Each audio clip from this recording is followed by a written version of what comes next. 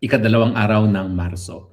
At ngayong araw pong ito ay ilang oras pa lang nakakalipas ay nag-rule na po, nagdesisyon ang Committee on Justice ng Kamara de Representante na 2 sa 4 na impeachment complaint ni laban kay VP Sara ay sufficient in form. Ang susunod na po dyan ay ang botohan kung ito ay sufficient in substance. At ang makikita po natin dyan ay ang mga kasinungalingan laban kay VP Sara na nagnanais na siya ay matanggal sa pwesto dahil ang plano ng Marcos Forever tanggalin talaga si Inday Sara bilang kandidato sa 2028 sa pamamagitan ng paninira sa kanya. At sabi nga ng isang confidential informant, itong si Boying Remulla ay talagang pinuntahan ng mag-asawang Marcos at sinabi na italaga niyo ako bilang isang ombudsman at ako magpapakulong kay Inday Sara Duterte. Uulitin ko po ang nauna ko ng naging legal na opinion na hindi naman nila po pwedeng patanggal si Inday Sara Duterte habang siya ay nakaupo bilang Vice President. Siya po ay isang impeachable officer at therefore hindi siya po pwedeng kasuhan ng kriminal na merong pagkakaparusa na kasama pagtatanggal sa pwesto na hindi muna mai-impeach. Yan po ang importansya ng impeachment. Kinakailangan munang tanggalin siya sa pwesto bago siya makasuhan at ang nais ng administrasyon, pag siya ay nakasuhan, madali ang conviction na merong parusa na perpetual disqualification from office. Yung mga nababalita po na haka-haka na po pwedeng pag siya ay natanggal sa impeachment at siya ay mapapatawan din ng parusa ng perpetual disqualification from office, wala po akong nalalaman na ganyang provision. Dahil ang perpetual disqualification from office po ay kapag ikaw ay na-convict sa isang criminal case. At yan po ay isang subsidiary penalty na kinakailangan pinapataw ng hukuman. Sa tingin ko po, walang ganyang kapangyarihan ng Senado na magpataw ng karagdagang parusa ng perpetual disqualification from office kung mapatunayan man na nagkakasala si Inday Sara dito sa panibagong impeachment complaint. Pero itong bagong impeachment complaint po ay ginaganap March of 2026, ilang taon na lang bago mag-election po sa Mayo of 2028. Alam naman po natin na ang filing of Certificate of Candidacy dyan kung ang election ay sa Mayo ng 2028, ang filing of Certificate of Candidacy po dyan ay more or less mga Oktubre of 2027. So pinag-uusapan po natin, isang taon bago magsumite ng mga filing of Certificate of Candidacy, ay sila ay nangangarap pa rin at mukhang nagpaplano na tanggalin sa pwesto si Inday Sara Duterte bilang isang Vice President. Na yan naman po talaga ang kanilang plano. Now, ang mga dahilan, ay alam na po natin, gasgas na yan. Yung 125 million na confidential fund na in the first place, napakaliit kung ikukumpara sa confidential fund ng Presidenteng Bangag na umaabot ng 5 billion kada taon. Abay, meron pa pong testimonya dito sa flood control, no? Na meron daw isang napakalapit kay Presidente na ang sabi ay meron tayong kinitang 500 million sa confidential fund. Ibig sabihin, taga naman pong linalapa ng Presidente ang kanyang confidential fund at hindi yan ginagastos para sa pagkuha ng mga impormasyon laban sa mga kalaban ng gobyerno. Yan ay ginagamit laban sa mga kalaban ng gobyerno pero hindi po yan kinukuha o ginagastos para makakalap ng impormasyon na talagang dahilan kung bakit mayroong confidential fund. Pero ang inaasahan naman talaga natin dyan sa Kamara dahil 1/3 lang po ang kinakailangan para mag-usad ang proseso sa Senado, kahit gaano pang katalino ang mga congressman dyan, meron naman po sigurong 1/3 na mabubulag sa mga pera na ipapamudmud ngayon ng administrasyon dyan sa Kamara de Representante. Hindi lang po yung perang ipamumudmud, yan po yung mga proyekto, mga infrastructure projects, mga for later release, at syempre yung mga tupad, mga AX, mga MAIF, lahat po yung mga soft na mga pambili ng boto ay gagamitin para sa mga miyembro ng Congress of the Philippines para nga po umusad ang proseso ng impeachment. At ang magiging labanan, sapat ba ang numero nila sa Senado? Kinakailangan po 2/3, no? Or 24 less 9 ang kinakailangan ng numero para sila ay makapag-convict kay Inday Sara Duterte. Ibig sabihin, kinakailangan nila ng at least 15 na mga senatongs para mag-convict kay Sara Duterte. Kaya nga pong sinasabi na ating confidential informant, talagang bibirahin nila, unang-una itong si Bato de la Rosa at sa Bongo sa ICC para sila ay mawala ng tuluyan dun sa bilang na 15 na kinakailangan at sinasabi rin nila na titirahin nila sa flood control mess itong si Chis Escudero, Villanueva at saka si Estrada, no? Para 5 sa 9 na miyembro ng minorya ay matanggal na dun sa boboto laban sa conviction ni Inday Sara Duterte. Ang kinakailangan po natin lamang ay 9 na mga senador para mag-absolve o bumoto na hindi nagkakasala si Inday Sara Duterte at hindi na po siya matatanggal sa pwesto. Pero ngayon po, mukhang meron silang plano na tanggalin ng 5 sa 9 na minorya.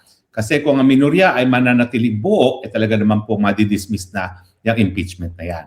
Pero ngayon po, sinimulan na nila, kinasanan nila ang panimula ng impeachment dahil sinabihan na nila na 2 sa 4 na impeachment complaint ay sufficient in form at matter of time po yan. Siguro kinabukasan o bukas ay magbobotohan muli po yan para sufficiency in substance at wala naman pong kaduda-duda na bobotohan nila na sufficient in substance dyan. O nga pala po, no, ang bago nilang paratang labang kay Inday Sara Duterte ay itong Ramil Madriaga daw ay isang money bag ni Inday Sara Duterte. Yan po yung kasinungalingan. Dahil yan pong Ramil Madriaga ay isang kidnapper na sa ngayon po ay linilitis ng hukuman. Humingi po siya ng bail pero ang sabi ng korte, malakas ang ebidensya laban sa kanya. Alam ko po yan dahil ako po ang tumatayong private prosecutors doon sa 2 count of kidnapping for murder laban sa 2 binatilyong Filipino-Chinese. No? At yung kasong yan po ay naisampa nga po, binabalaan ako ng mga taga-PNP na talagang number 5 sa pinaka-wanted na criminal group yung Madriaga Kidnap Group. No? Ito po ang AKG nagsabi sa akin dahil na nagbabala sila sa akin na todo ingat sa iyong seguridad dahil napakaraming armas niyan. At matapos nga po yung kidnapping at matapos makulong itong si Ramil Madriaga, renade po ang isang farmhouse dyan sa Rizal ni Ramil Madriaga at mahigit 200 na baril ang kanilang na-recover. No? Patunay po talaga na armed kidnapping syndicate itong grupo ni Ramil Madriaga. Hindi ko po sinasabi na sila ay napatunayan na, pero ang sinasabi ko, sila ay nahuli sa pamamagitan ng kanyang pinsang buo na sinundan ng kapulisan matapos na magbayad ng ransom ang mga magulang ng biktima at sinundan sa bahay niya at nakuha yung motorsiklang sinakyan niya. No? At previously, meron na pong record na nasampahan din ng kaso for kidnapping itong magpinsang Madriaga na dismiss nga lang po on automatic appeal sa Supreme Court dahil yung mga panahon pong yun, lahat ng mga napapatawa ng parusa ng kamatayan ay subject to automatic review ng Supreme Court at kaya po sila nakalaya. So, hindi po ako magtataka na ipipresenta nila si Madriaga. Pero ano ba sabi nung narinig natin ngayon sa ICC, no? Ang sabi po sa ICC, itong si Trillanes, ang modus operandi, ay siya ang nakipag-ugnayan sa mga ICC prosecutors. Siya ang sinasabihan ng ICC prosecutor kung anong kinakailangang ebidensya, siya ang hahanap na ebidensya at kung kinakailangan, siya ang magagarantiya ng hihingin ng mga testigo ay maibibigay. Pagdating po doon sa mga testigo labang kay Tatay Digong, ang sabi ng depensa, ito daw po si Trillanes matapos sabihin kung sinong testigong kinakailangan, siya ang pupunta kay Presidente Bangag at hihingin ng kung anong kinakailangan, including pardon, para sila ay magtestigo. Nung una naman pong pumutok itong kwento tungkol kay Madriaga na siya ay testigo laban kay Inday Sara Duterte, sigurado po ako na pinangakuan si Madriaga kung hindi po outright dismissal ng kaso niya ay pardon kung siya ay makonvict sa kidnapping for 2 counts of kidnapping para lamang magsinungaling no, laban kay Inday Sara Duterte. Ang katunayan po, ako pa ang tinanong ni Inday Sara, sino ba yung Ramil Madriaga na yan noong mga panahon na nagbigay ng banta laban sa buhay ni Inday Sara Duterte dahil nagtataka nga si Inday Sara na hindi naman niya kakilala kung sino si Ramil Madriaga, bakit pati siya ay pinagbantaan ng buhay. At ang sabi ko nga po, yan po yung napakalung namin dahil siya po talaga ay pinaghinalaan na kumidnap doon sa 2 binatilyo at meron naman pong positive na testimonya sa mga biktima na isa siya sa mga kidnappers. Bukod pa doon sa katunayan na nung dinukot ang mga kabataan sa pamamagitan ng kanilang cellphone, yung Find My Cellphone, lumalabas po na ang pinagdalahan initially ng mga kidnap victims ay doon sa isang auto shop na pag-aari ni Madriaga kung saan doon nga siya namataan ng mga biktima ng kidnapping. So malinaw po na itong si Madriaga, wala po talagang sasabihin niya na katotohanan. Bakit? Doon pa lang po sa kaso niya, palagi niyang sinasangga bilang depensa na habang nagaganap daw ang kidnapping, nag-a-attend daw siya ng isang event para kay Inday Sara Duterte. Siyempre, yan ay napakahina pong testimonya dahil po pwede naman yan na umattend ka ng isang affair sa Rizal mismo o sa Antipolo Atayon at at the same time, ang inyong mga biktima ay tinatago sa karatig na probinsya ng Rizal. So sinasabi ng po talaga ng Korte Suprema ng alabay, gaya ng depensa ni Madriaga, ang siyang pinakamahinang depensa dahil hindi naman po imposible na sasabihin mo ikay nasa isang lugar samantalang sandalian lamang ay pwede ka nang mapunta dun sa scene of the crime. So pero dati pa po niyang pinangangalandakan ng di umano relasyon niya kay Inday Sara Duterte. Ewan ko ba kung bakit niya pinangangalandakan niyang ganyang katotohanan, alam naman niya na ako talaga ay taga-suporta ng Inday Sara Duterte.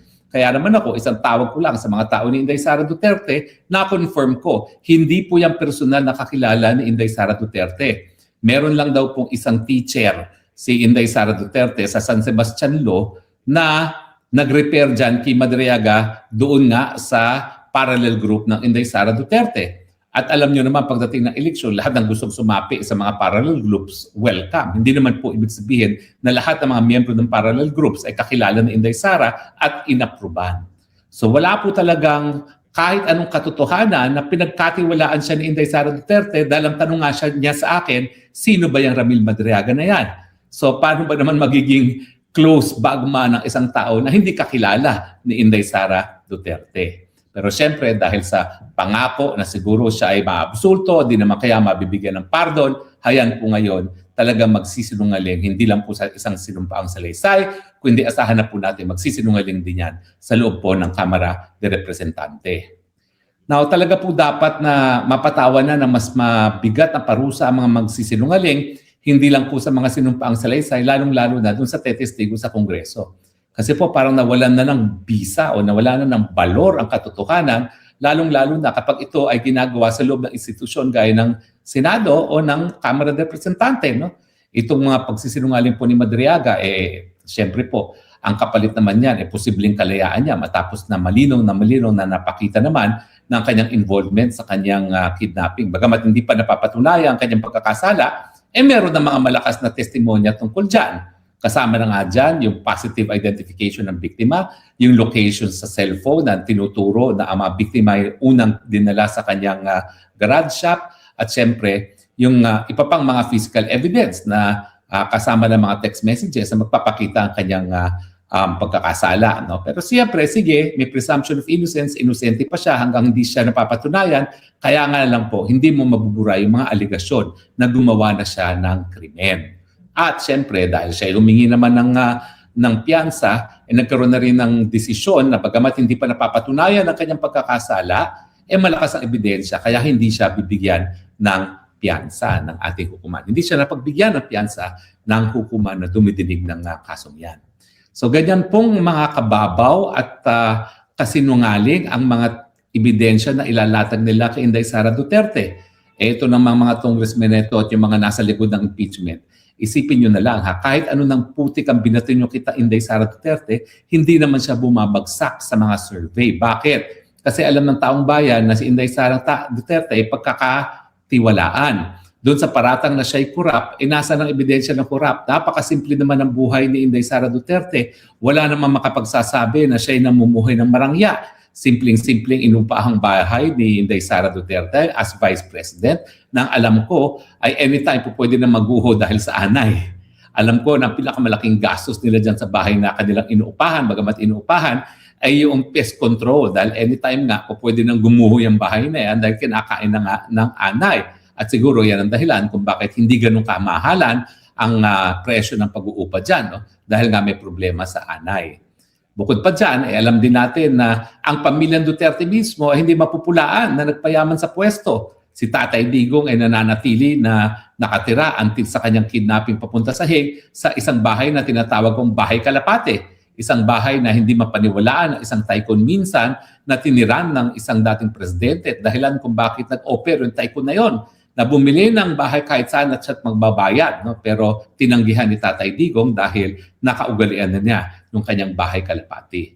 Ibig sabihin, may mga pagkakataon na kapag binato ng paratang, bumabagsak sa rating, gano'n nangyari kay BP Binay. No? Dahil yung mga panahon naman yon, sila ay nagpalipad ng mga helicopter at saka ng mga kung ano pang bagay para ipakita yung marangyang naging farm ni BP Binay ng mga panahon na yon sa Rosario, Batangas, na wala namang ganyang marangyang pag-aari na mapapakita laban kay Inday Sara Duterte. So siyempre, patuloy pa rin ang tiwala ng mga taong bayan at sa tingin ko, hindi pa rin masisira ang tiwala ng taong bayan kahit ano pang sabihin nila dito sa impeachment proceedings. Pero siyempre, iba na ang usapan kapag sila ay nakakuha ng numero para makonvict si Inday Sara Duterte. Sa tingin ko, miski siya ay makonvict, hindi pa rin mawawala ang tiwala ng taong bayan sa kanya dahil tanggap na ng taong bayan ng lahat na ginagawa labang kay Inday Sara, kay Tatay Digong, labang sa akin at iba pang mga kaalyado ng mga Duterte ay pawang mga gawaing politika labang.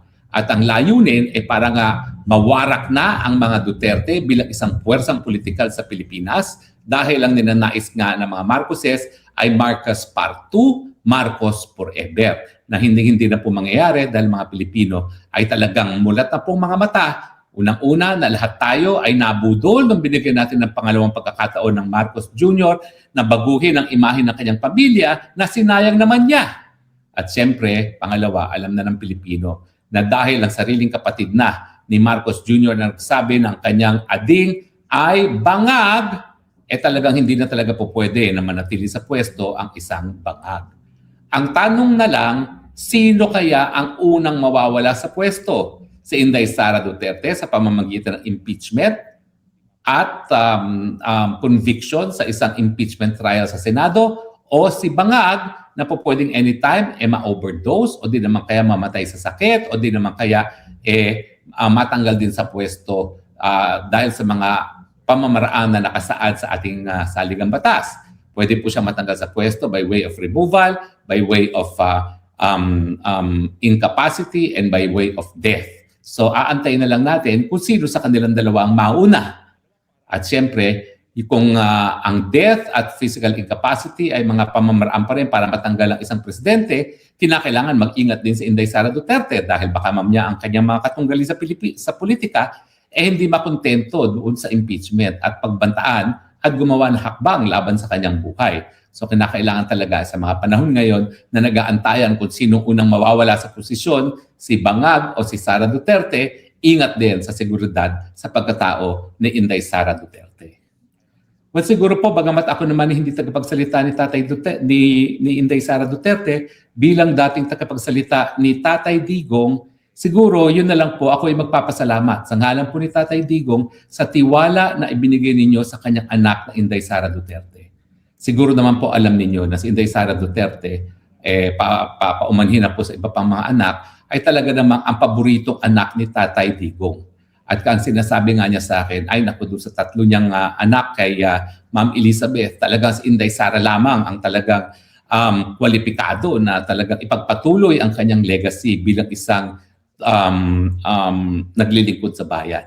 Maraming salamat po sa tiwalang binigay niyo kay Tatay Digong dahil si Tatay Digong na mismo nagdesisyon na si Inday Sara ang karapat-dapat na pumalit sa kanya. Yan naman po ay naging malinaw nung unang-una, pinatakbo niya bilang alkalde si Sara Duterte sa siyudad ng Davao at siya ay naging Vice President ni Sara. At nung unang pagkakataon na tumakbo bilang Vice Mayor si Inday Sara Duterte sa Vice kay Tatay Digong, yan po ay pagpapakita ng tiwala ni Tatay Digong sa kakayahan ni Inday Sara na mamuno.